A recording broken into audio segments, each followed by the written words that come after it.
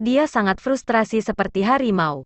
Dia mengenakan t-shirt putih kasual dan celana jeans, berdiri di ujung geladak di kapal pesiar. Satu langkah mundur dan dia akan langsung jatuh ke laut dalam. Yang lebih parah, bahu kanan dan paha kirinya berdarah setelah ditembak. Dia gemetar dan terlatih-tatih, tetapi masih berjuang untuk tetap berdiri di sana. Betapa pemberani dan tekadnya dia. Sebenarnya, dua tembakan tidak cukup parah untuk membuat Xiao Jingjing gemetar dan goyang. Dia kehilangan banyak kekuatan karena dia telah dibius sebelumnya. Kalau tidak, mereka tidak akan bisa menangkapnya semudah itu. Seorang pria dan seorang wanita adalah kepala sekelompok orang yang berdiri di depannya. Wanita itu mengenakan gaun putih tanpa tali dengan rambut keriting merah gelap, riasan tebal dan tampak menggoda. Matanya penuh sukacita. Sementara lelaki itu, yang mengenakan jas putih, berusia sekitar 30 tahun dan sangat tampan. Keduanya berdiri berdekatan satu sama lain dalam posisi ambigu, tampak seperti tercemar. Di belakang pria dan wanita itu ada 7 atau 8 pengawal, semuanya berjas hitam. Namun, pria yang mengenakan jas putih itu memiliki sikap dingin. Matanya yang seperti elang tertuju pada Xiao Jingjing yang berdiri tepat di depannya. Pistol itu membidiknya. Dia siap menembak. Dan 2 tembakan ke Xiao Jingjing juga dari pria itu. Kenapa? Xiao Jingjing meremas suaranya dari giginya. Mata merahnya penuh dengan kemarahan, rasa sakit, penyesalan, dan harapan yang tak ada habisnya. Dia menatap pria dan wanita yang tampak cukup dekat. Mengapa? Menarik. Wanita itu, yang bernama Xiao Yaxin, mendengus tertawa seolah dia mendengar lelucon konyol. Xiao Jingjing, kamu masih tidak bisa melihatnya dengan jelas, kan?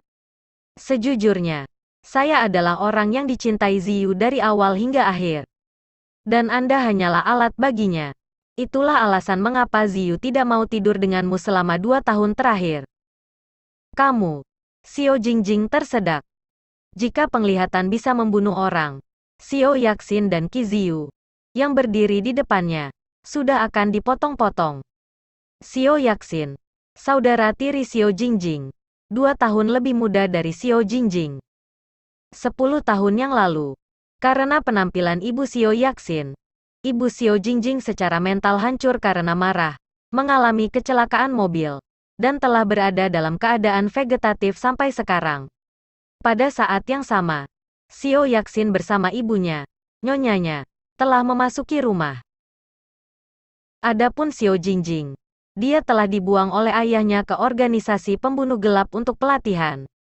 Dan dia telah melakukan banyak perbuatan kotor untuk keluarga Xiao sesudahnya. Xiao Jingjing pasti enggan. Tetapi ibunya ada di tangan ayahnya. Selama dia berani tidak mematuhi, ibunya akan dibunuh. Qi Ziyu, meskipun memiliki latar belakang biasa, dia masih luar biasa. Xiao Jingjing, yang selalu pintar tetapi ditipu oleh pria munafik itu. Dia melanjutkan, ayah tahu begitu ibumu meninggal, dia akan kehilangan kendali atasmu. Karena itu ia dengan sengaja mengirim pria untuk mengejar Anda. Untuk membuat Anda jatuh cinta dan rela melakukan apapun yang diinginkannya. Tanpa diduga, Anda mengabaikan begitu banyak pria. Tetapi justru memilih pria saya karena kecelakaan. Dan saya harus mengorbankan pria saya untuk bertindak bersama Anda demi kebaikan keluarga Xiao. Sementara Xiao Yaxin berkata, dia memakai wajah kesal. Meskipun dia berpura-pura, dia tetap menarik. Qi Ziyu, yang berdiri di sampingnya, menghibur. Sayang, jangan khawatir. Aku akan tinggal di sisimu mulai sekarang. Dan aku tidak akan pernah meninggalkanmu sendirian di malam hari lagi. Tentu saja. Anda, tidak peduli tubuh atau hati Anda, milik saya, dan saya saja. Xiao Yaxin menjawab dengan suara centilnya, melukis lingkaran di dada Qi Ziyu dengan jarinya.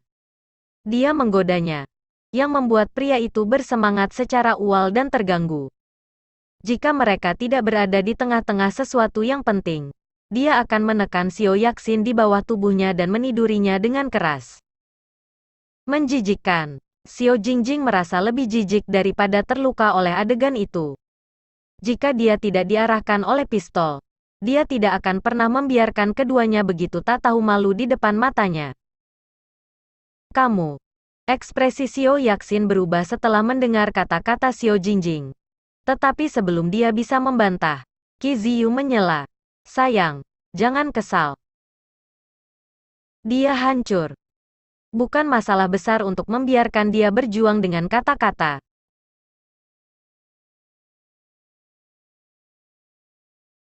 Bagaimanapun, saya harus mengatakan dia memiliki hubungan yang sangat intim dengan ibunya.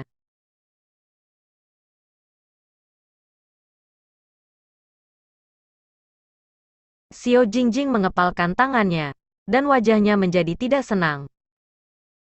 Dia berhenti berjuang pada akhirnya, karena sekarang dia tidak punya pilihan selain mati.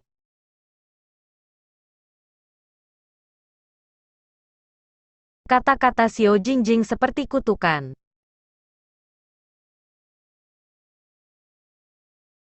Dia jatuh pingsan secara bertahap. Tetapi tiba-tiba, dia melihat liontin giok di dadanya bersinar dalam cahaya merah. Lalu dia benar-benar kehilangan kesadaran. Kota F.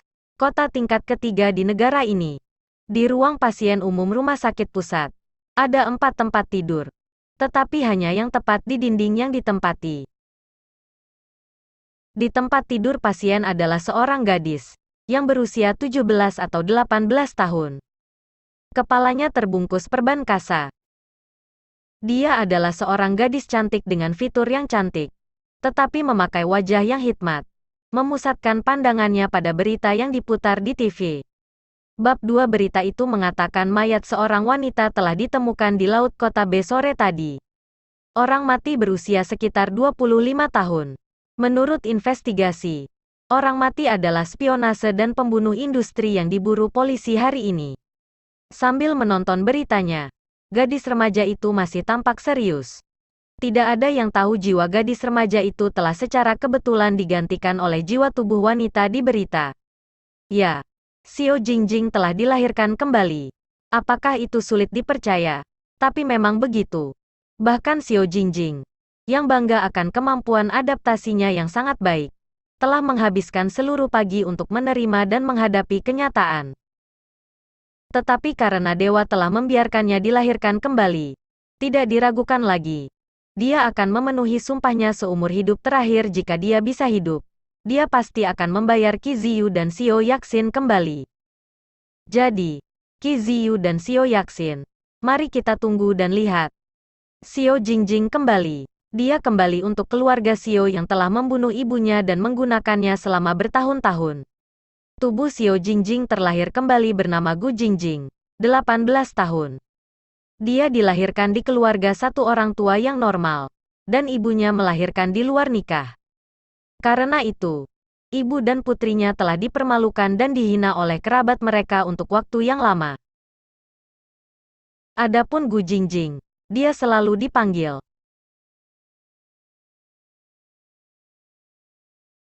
mereka menjalani kehidupan yang sangat sulit. Gu Jingjing adalah pelajar senior di sekolah menengah atas di kota F. Itu hanya 1 semester jauhnya dari ujian masuk perguruan tinggi nasional. Namun, Gu Jingjing tidak memiliki kecenderungan akademis, jadi sulit baginya untuk diterima di perguruan tinggi. Seseorang bahkan berpura-pura membujuk Gu Jingjing menikahi pria acak setelah ujian demi kebaikan Gu Men. Tetapi setelah memikirkan alasan mengapa Gu Jingjing berada di rumah sakit, Xiao Jingjing menjadi tidak senang dengan matanya menunjukkan sedikit kemarahan. Mungkin karena mereka pernah mengalami masalah yang sama. Gu Jingjing punya pacar sebelum dia di rumah sakit. Mereka berkencan selama 2 bulan. Pacarnya bernama Qin Zheng, seorang siswa di kelas atas. Qin Zheng adalah anak lelaki yang tampan dan ramah, dan juga pandai belajar. Ia lahir di keluarga kaya. Ayahnya adalah kepala biro pariwisata, sementara ibunya adalah direktur departemen kebidanan dan ginekologi di rumah sakit. Qin Zheng adalah putra penguasa. Sudah di luar imajinasi Gu Jingjing bahwa anak laki-laki yang luar biasa akan mengejarnya. Yang paling penting, Gu Jingjing diam-diam jatuh cinta dengan Qin Zheng selama setahun. Meskipun Gu Jingjing tahu mereka tidak cocok, Dia tidak mau menolak. Beberapa hari kemudian, dia menerimanya. Tapi semuanya berakhir segera kemarin. Kemarin adalah hari Jumat. Qin Zheng telah meminta Gu Jingjing keluar untuk rapat. Gu Xiaoxiao, putri paman Gu Jingjing, berusia setengah tahun lebih tua dari Gu Jingjing. Saat tumbuh dewasa, Gu Xiaoxiao telah ditanamkan oleh orang tuanya bahwa Gu Jingjing adalah seorang istimewa. Selain itu, Gu Jingjing lebih dari cantik daripada dia. Dengan demikian, intimidasi Gu Jingjing selalu lucu bagi Gu Xiaoxiao. Gu Jingjing, Qin Zheng tidak pernah menyukaimu. Dia bersamamu hanya karena itu pertaruhan di antara kami. Saya mengatakan kepadanya jika dia bisa membuat Anda menjadi pacarnya selama 2 bulan. Lalu mencampakkan Anda, saya akan menjadi pacarnya setelah itu.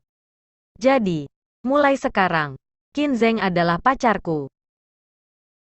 Gu Xiaoxiao mengatakan dengan cara yang arogan kepada Gu Jingjing. Qin Zheng, yang telah memandangnya dengan jijik, menjawab dengan sangat tidak suka, tentu saja. Gu Jingjing, apakah Anda benar-benar berpikir saya akan menyukai Anda? Seorang gadis miskin yang tidak memiliki apa-apa? Kau menjijikan. Untuk saat ini, Gu Jingjing hampir tidak bisa berdiri.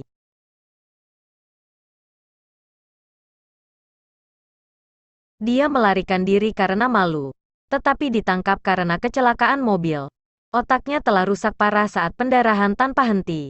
Sementara pengemudi telah melarikan diri. Ketika dia bangun, dia menjadi Xiao Jingjing. Itu semua penghematan saya dan saudara ipar Anda. Tapi saya rasa itu tidak cukup untuk operasi Jingjing. Ini adalah bibi kedua Gu Jingjing, Gu Qing. Dia terdengar khawatir.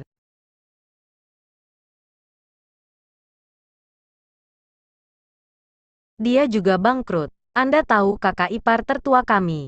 Uang adalah hidupnya. Seseorang harus membunuhnya terlebih dahulu. Kemudian meminjam uangnya. Gu Men merasa pasrah. Gu Qing Xiang, saudara lelakinya yang tertua, adalah yang terkaya di antara keluarga itu. Tetapi juga yang paling kuat. Itu hanya alasan bahwa uangnya ada di tangan istrinya. Dan Gu Men tahu benar. Benar. Bagaimana dengan saudara ketiga kita? Dia bilang dia baru saja membeli rumah baru. Dan kehabisan uang. Ini semua salahku untuk membiarkan Jingjing menderita bersamaku.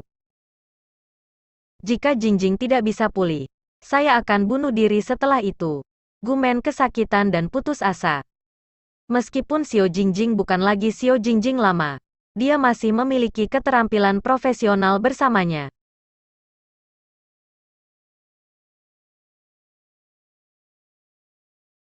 Xiao Jingjing merasa bersalah tentang itu. Mereka semua memiliki pakaian murah yang umum. Dan mereka terlihat jauh lebih tua dari usia mereka yang sebenarnya. Tidak ada yang meragukan jika mereka mengatakan mereka berusia 50 tahun. Bu, Bibi, Xiao Jingjing membuka mulutnya terlebih dahulu. Dia tidak merasa tidak nyaman, karena dia telah sepenuhnya menerima kenyataan bahwa dia telah dilahirkan kembali. Kedua, dia sendiri sangat berhasrat untuk memiliki seorang ibu.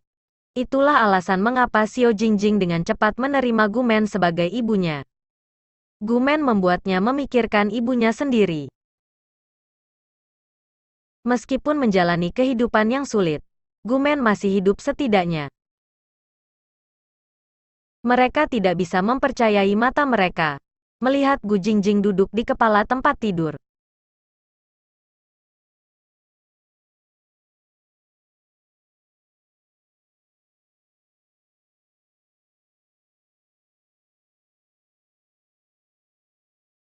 Dia langsung menangis, melangkah ke depan, ingin memeluk Gu Jingjing, tetapi takut menyakitinya.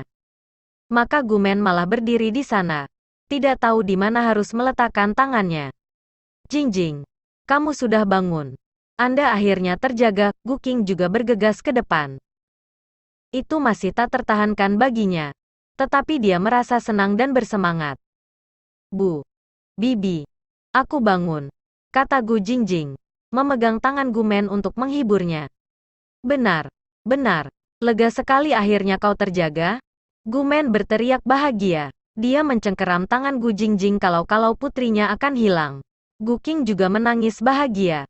Drama semacam itu adalah ujian yang sulit bagi manusia normal. Oh. Aku akan pergi mencari dokter. Gu Qing menyadari pertama. Dan berlari keluar langsung. Tak lama. Dokter masuk. Dia juga sangat terkejut oleh fakta bahwa Gu Jingjing sudah bangun. Sungguh ajaib, tapi itu masih perlu pemeriksaan komprehensif untuk memastikan itu nyata. Gu Jingjing merasakan cinta ibu yang kuat dari Gu Men.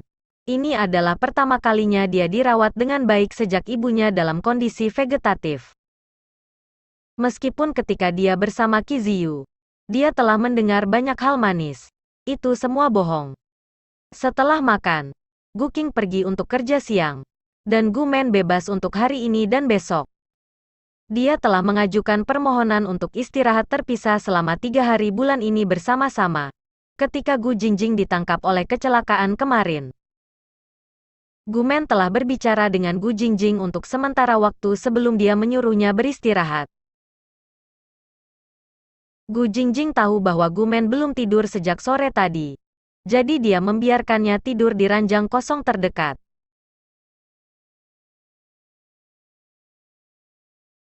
Tapi Gu Jingjing berkata jika Gu Men tidak beristirahat, dia juga tidak. Demikianlah Gu Men setuju pada akhirnya. Gu Men benar-benar lelah. Dia berencana untuk berbaring untuk menghibur Gu Jingjing. Tetapi tertidur lelap dalam beberapa menit.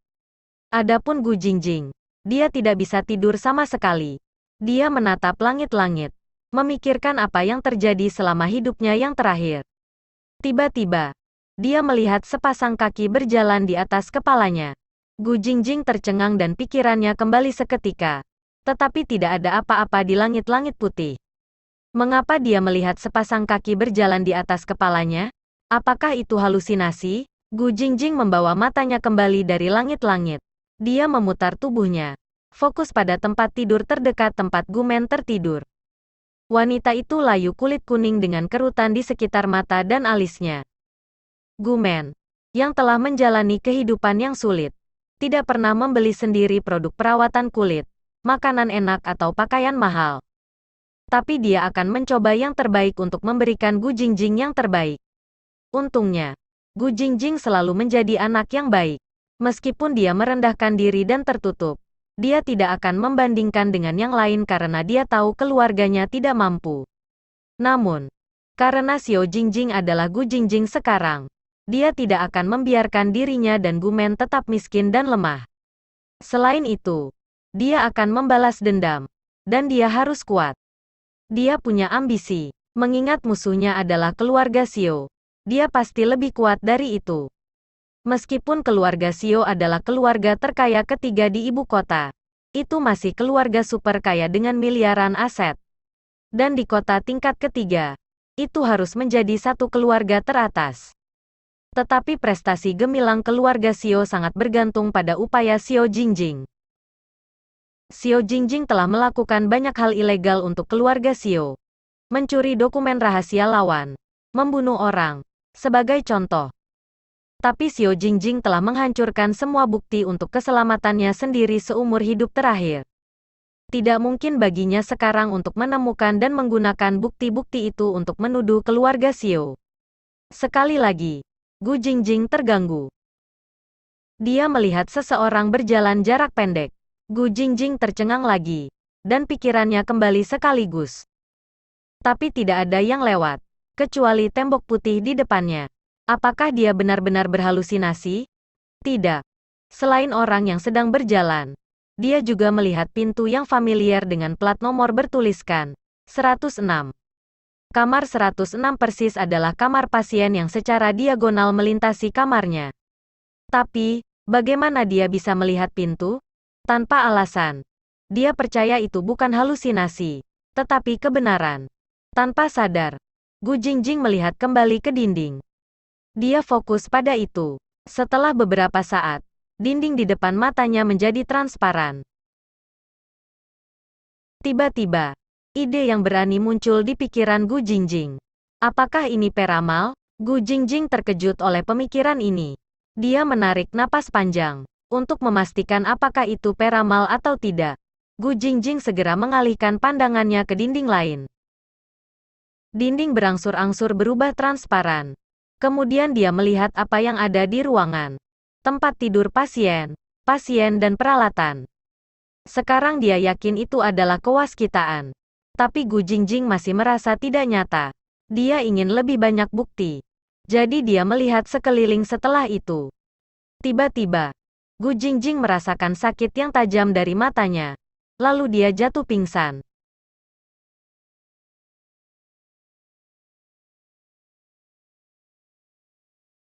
Itu terbuat dari darah burung phoenix dan jiwa bumi. Ia memiliki kekuatan magis yang memungkinkan Anda untuk hidup selamanya atau dilahirkan kembali. Tiba-tiba, dia bangun dari mimpinya karena terkejut.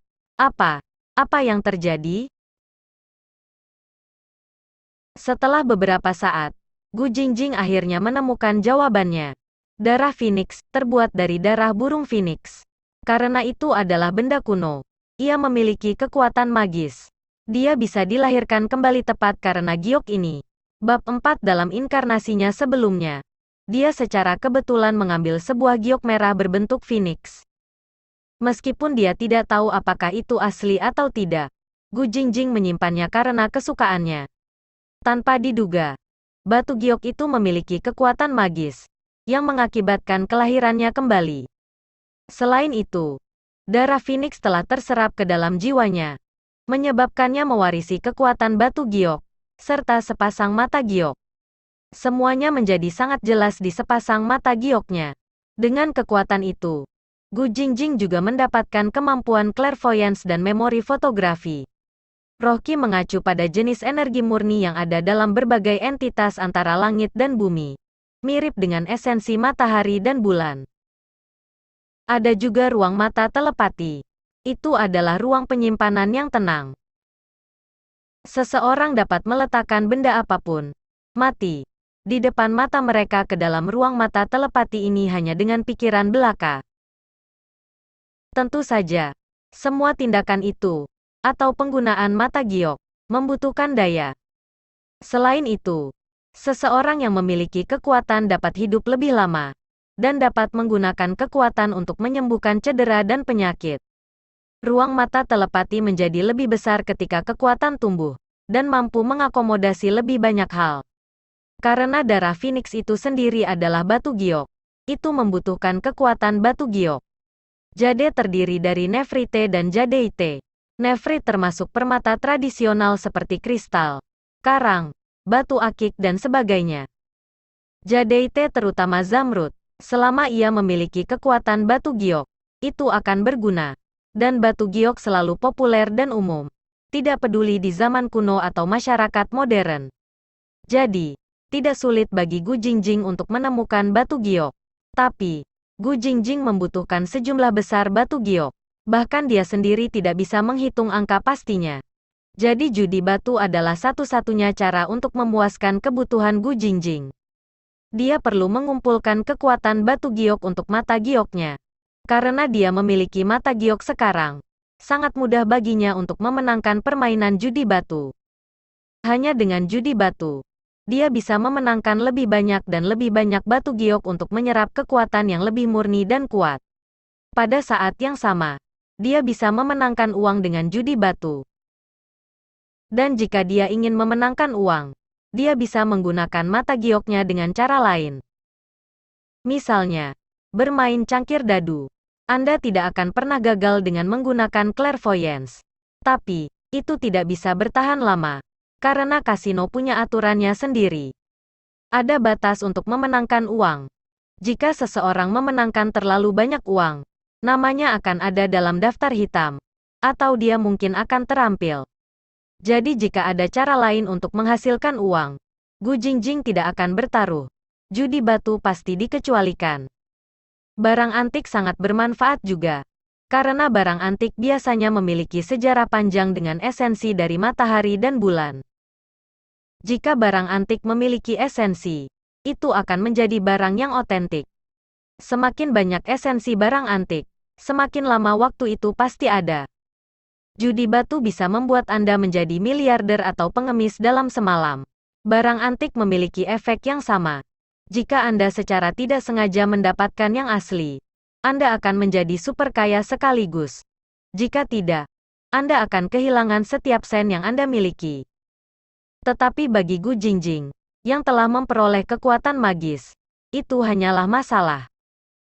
Saat memikirkan itu, Gu Jingjing lebih dari bersemangat. Kekuatan sihir yang dia miliki sangat kuat. Jika dia masih tidak bisa mencapai apapun dengan mata jade, dia lebih baik mati. Ketakutan itu juga digantikan oleh kebahagiaan. Karena uang mudah diakses oleh Gu Jingjing sekarang.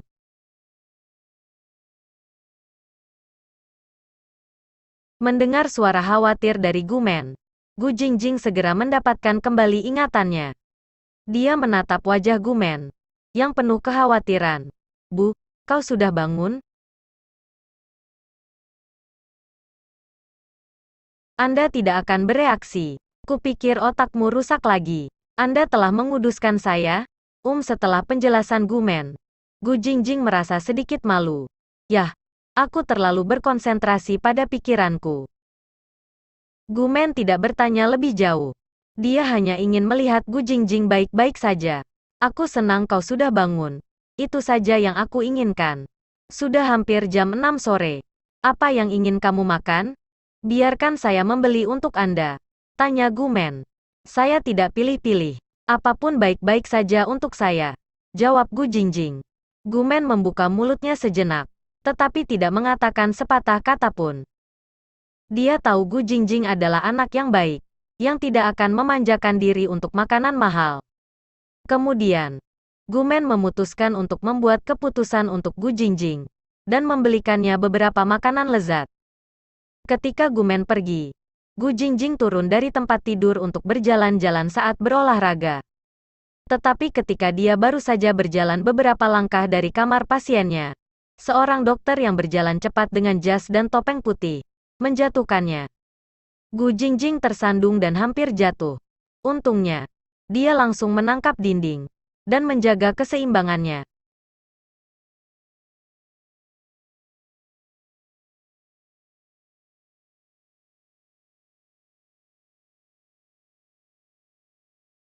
Gu Jingjing tidak bisa membantu tetapi berbalik. Matanya menyipit. Pria itu aneh. Tiba-tiba, Gu Jingjing melihat pistol yang tersembunyi di pinggang pria itu melalui mantel putihnya. Gu Jingjing khawatir. Mengapa seorang dokter membawa senjata? Dan lelaki itu tampaknya bukan polisi berpakaian preman, melainkan penuntut.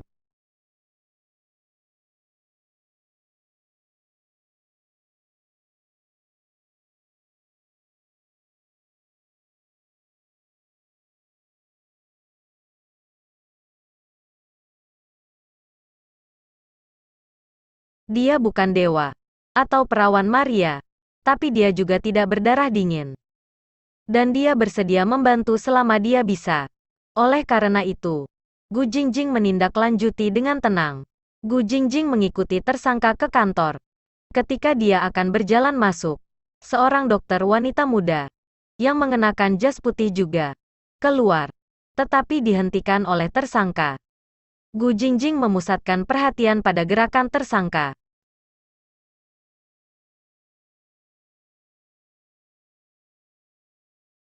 Tapi wajah dokter wanita itu seputih kertas sekarang. Dia takut. Kemudian tersangka berbicara dengannya sebentar. Dan dokter wanita itu dengan enggan mengikutinya ke sisi lain. Gu Jingjing segera menindaklanjutinya. Mereka naik ke atas. Ada beberapa orang di koridor. Karena kebanyakan dari mereka menggunakan lift. Dan tidak ada yang memperhatikan ada yang salah dengan mereka. Mereka langsung menuju ke puncak gedung. Itu adalah balkon terbuka. Tidak ada orang lain di balkon. Kecuali tersangka. dokter wanita dan Gu Jingjing yang bersembunyi di kegelapan. Bab 5 Gu Jingjing tidak terlibat sekaligus. Dia memutuskan untuk mengamati sebentar, menunggu waktu yang tepat.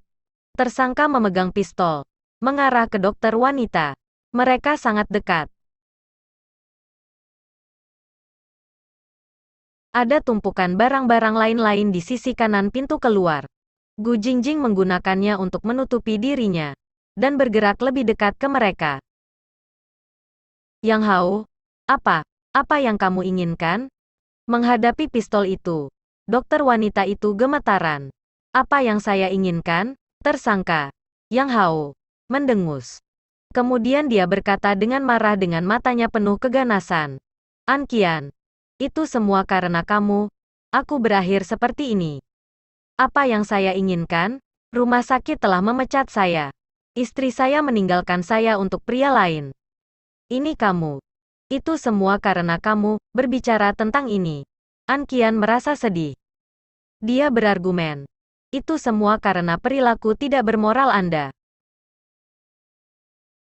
Diam-diam Anda menerima uang dari keluarga pasien, dan mengabaikan kehidupan. Saya hanya menyelamatkan seseorang. Diam. Itu urusan saya sendiri. Anda tidak memiliki hak untuk ikut campur. Bentak Yang Hao. Tangannya di sekitar pistol diperketat. Sekarang, minta seseorang mentransfer 5 juta yuan ke akun saya, atau saya akan menembak. An Qian gemetar ketakutan. Wanita jalang itu meninggalkanku tepat untuk jumlah uang itu. Saya akan mengambilnya kembali dengan jumlah uang yang sama. Yang Hao tampak sangat bersemangat, dan kemungkinan akan menembak. Dia khawatir dia akan menembak secara tidak sengaja. Yang Hao luar biasa bersemangat sekarang, berniat melakukan hal-hal jahat. Apa yang Yang Hao lakukan hari ini adalah ilegal. Selain itu, istrinya juga tidak akan kembali kepadanya. Dan pria lain, yang telah memberi istri Yang Hao 5 juta yuan pasti pria kaya. Jika istri Yang Hao meninggalkannya demi uang, dia pasti tidak akan meninggalkan pria kaya untuknya. Bahkan jika istri Yang Hao tidak peduli dengan uang itu, Yang Hao sekarang menjadi tersangka. Jika istri Yang Hao memilih untuk tetap di sisinya, dia akan kehilangan Yang Hao dan uangnya. Gu Jingjing sekarang khawatir An Qian akan mengatakan sesuatu yang akan mengganggu Yang Hao. Pria itu bisa kehilangan kendali dan menembak. Untungnya, An Qian cukup pintar untuk memperhatikan Yang Hao sangat emosional. Dia melembutkan suaranya dan menghibur. Tidak masalah. Saya akan mentransfer 5 juta yuan kepada Anda. Tetapi saya hanya memiliki 2 juta yuan di akun saya. Dan saya perlu memanggil keluarga saya untuk sisanya. Selama dia bisa bertahan, dia akan membayar 5 juta yuan untuk itu. Dia percaya polisi bisa menangkap Yang Hao nanti. Gu Jingjing berpikir sebaliknya. Yang Hao tidak bodoh untuk melepaskan An Qian. Jika dia melakukannya, An Qian harus memanggil polisi sesudahnya. Dengan demikian, bahkan jika Yang Hao bisa mendapatkan uang, dia tidak bisa lolos begitu saja. Mendengar An Qian setuju pada akhirnya, Yang Hao merasa lega. Hebat. Tetapi Anda harus menggunakan speaker. Tentu. Yang Hao tampak sedikit lelah setelah memegang pistol untuk waktu yang lama. Dia melepaskan tangannya. Tepat pada saat itu, Gu Jingjing memanfaatkan kesempatannya. Dia bergegas dengan cepat ke Yang Hao.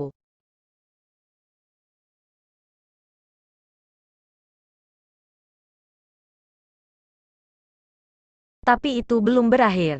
Tanpa pistol, Yang Hao hanyalah lawan dari Gu Jingjing. Sebelum dia bisa melawan, Gu Jingjing memukul Yang Hao sampai pingsan. Jika dia mungkin terjaga nanti, Gu Jingjing menemukan tali dan mengikatnya, menutup mulutnya dengan kain. Panggil polisi.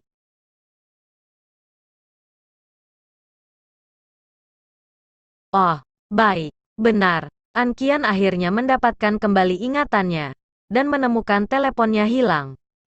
Dia berdiri diam beberapa saat sebelum mengetahui teleponnya tergeletak di tanah.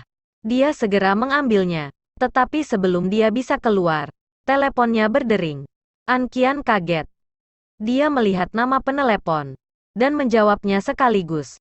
Hai, Ayah. Qian, kamu di mana sekarang? Saya di balkon terbuka departemen rawat inap. Seorang Qian memberitahu ayahnya apa yang terjadi. Kemudian dia bertanya, Ayah, apakah saya harus memanggil polisi atau? Gu Jingjing mengerutkan kening. Dia tidak mengerti mengapa An Qian mengatakan itu. Apalagi yang ingin dia lakukan selain memanggil polisi? Apa? Bagaimana ini mungkin? Apakah kamu baik-baik saja? Ayah An Qian sangat khawatir. Hatinya ada di tenggorokannya sekarang. Ayah, aku baik-baik saja sekarang. An Qian menjawab, tunggu aku. Saya akan ada di sana. Kata ayah An Qian. An Qian setuju. Lalu menutup telepon. Gu Jingjing memiliki pendengaran yang bagus. Dia telah mendengar dengan jelas apa yang dikatakan ayah An Qian. Ketika An Qian menyelesaikan panggilannya, Gu Jingjing bertanya dengan teka-teki. Mengapa Anda tidak memanggil polisi? Karena jika aku menelepon polisi, seluruh rumah sakit akan mengetahuinya. Orang-orang akan terkejut, yang merupakan hal terakhir yang ingin saya lihat. An Qian menjelaskan. Gu Jingjing pikir itu masuk akal. Jadi dia menutup mulutnya. An Qian menambahkan. Tapi, Yang Hao pasti akan dikirim ke kantor polisi. Secara pribadi. Saya sudah merekam dialog di antara kami. Sidik jarinya juga ada di pistol. Yang merupakan buktinya juga. Tercatat. Gu Jingjing sekarang menghormati An Qian. Berada dalam situasi berbahaya seperti itu, dia masih bisa merekam. Ngomong-ngomong, terima kasih banyak karena telah menyelamatkan hidupku. Qian berterima kasih pada Gu Jingjing dengan tulus. Dia mengeluarkan cek dan pena dari pakaiannya. Menulisnya sebentar. Lalu memberikannya kepada Gu Jingjing. Aku tidak tahu. Bagaimana harus berterima kasih sebenarnya? Ini adalah cek seharga 500.000 yen. Mohon terima. Gu Jingjing menatap cek. Dia mengerutkan kening. Meskipun dia sangat membutuhkan uang sekarang, dia tidak mau menerima cek. Dia punya prinsip sendiri. Karena dia telah memberikan bantuan atas inisiatifnya sendiri, dia tidak meminta bayaran. Gu Jingjing menolak dengan tekad. Saya tidak menyelamatkan hidup Anda untuk uang. Tapi dia tidak meragukan apakah Gu Jingjing menolak cek itu karena itu tidak cukup. Dia malah merasakan kebaikan dari wanita muda itu.